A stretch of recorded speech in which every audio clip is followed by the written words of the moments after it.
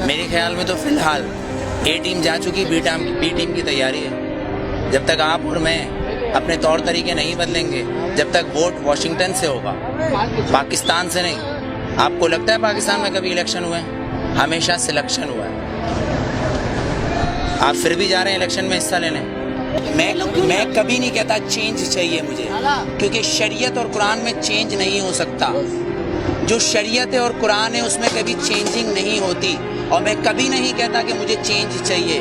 مجھے وہ چاہیے جو میرے آئین میں لکھا ہے، جسے یہ اسمبلی کے اندر بیٹھے ہوئے لوگ اسمبلی نو نو نو نو نو بالکل نہیں. اس آئین کو پڑھیں، کیونکہ آسما جہانگیر نے اس آئین کو اپنا بنایا ہوا ہے، صفدر عباسی نے اس آئین کو اپنا بنایا ہوا ہے. پر دستور پاکستان کا آرٹیکل نمبر 1 یہ کہتا ہے کہ یہ سلطنت خدا داد پاکستان ہے، مطلب یہ اللہ کی زمین ہے. اگر میرا گھر ہے تو میرا قانون چلے گا. میری جب سے آنکھ کھلی ہے نا، میں نے کسی اسلامی تنظیم کو ملک میں حکومت آپ نے مطالعہ پاکستان کی 9th کلاس کی کتاب پڑھی ہوگی جس کے اندر 14 نکات قائد اعظم کے ہیں، پر آپ آئین پاکستان پڑھنا بھول گئے جو منشور قرآن سے ہے. شاید نہیں پڑھا ہوگا آپ نے. اگر پڑھا ہوگا تو آسما جہانگیر آپ کو اس کے اندر سے کچھ اصل نکال کے دے دیں گی. آپ کہو گے وہ صحیح ہے. طاہر الپادری صاحب کچھ نکال کے دے دیں گے، آپ کہو گے وہ صحیح ہے. لیکن اصل میں صحیح جو ہے وہ ایک قرآن اور شریعت، اس میں چینج نہیں ہوتا. جو میں چینج کبھی نہیں مانگتا. قرآن میں چینج نہیں ہوتا وہ سب بات مانتے ہیں، لیکن آپ نے قرآن کی کتاب کو تو کونے میں رکھ دیا نا. کون جی نہیں، میں نے نہیں رکھا.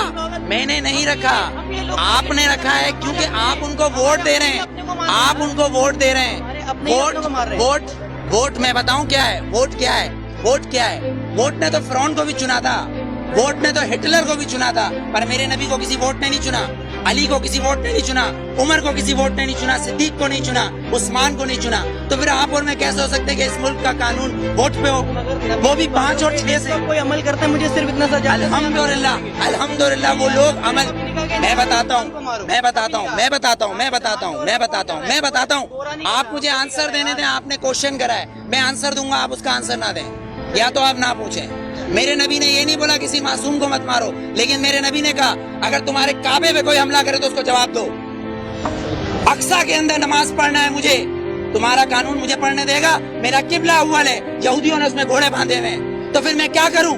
اگر لال مسجد کے اندر مشرف حملہ کرے گا تو میں کیا کروں؟ میرے گھر کے اندر میری ماں کو آ کے کوئی اٹھا کے لے جائے، میں کیا کروں؟ میرا قانون اس کی اجازت دیتا ہے. آرٹیکل 63 اور 62 اس بات کی اجازت دیتا ہے کہ چیف جسٹس کو بھی چیک کرو.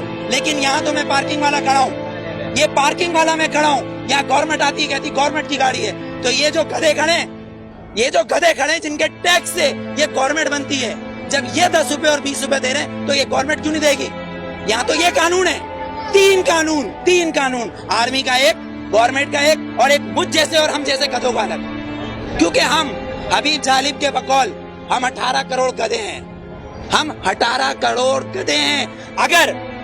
اگر صوفی محمد سواد کے یہ کہیں کہ میں دستور کو نہیں مانتا، آئین کو نہیں مانتا، تو وہ کافر.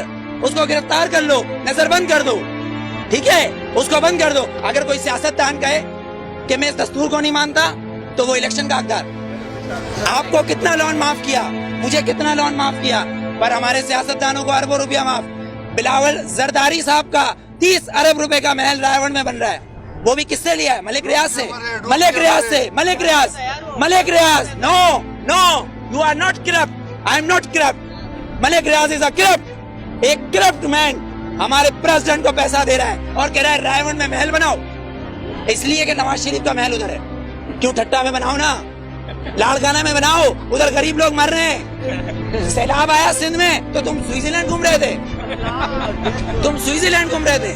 ہاں، تم کس پاکستان کی بات کرتے ہو؟ پاکستان کا مطلب کیا ہے؟ پاکستان، فارسی میں استان کو کہتے ہیں شہر، اور پاک ہے پہلا کلمہ طیب مانے پاک، اور طیبہ کا مطلب مدینہ ثانی ہے. یہ سن لے یہ یہودی حکمران جن کی ڈورے صرف واشنگٹن اور نیو یارک سے چلتی ہے، لندن سے ہلتی ہے، کسی کی پشاور، کوئٹہ، پنڈی یا کراچی سے ڈوریں نہیں ہلتی، ان کی امریکہ سے ڈوریں ہلتی ہے. جس دن ان کی کعبے سے ڈوریں ہلیں گی اس دن ووٹ دوں گا، ورنہ بائیکاٹ.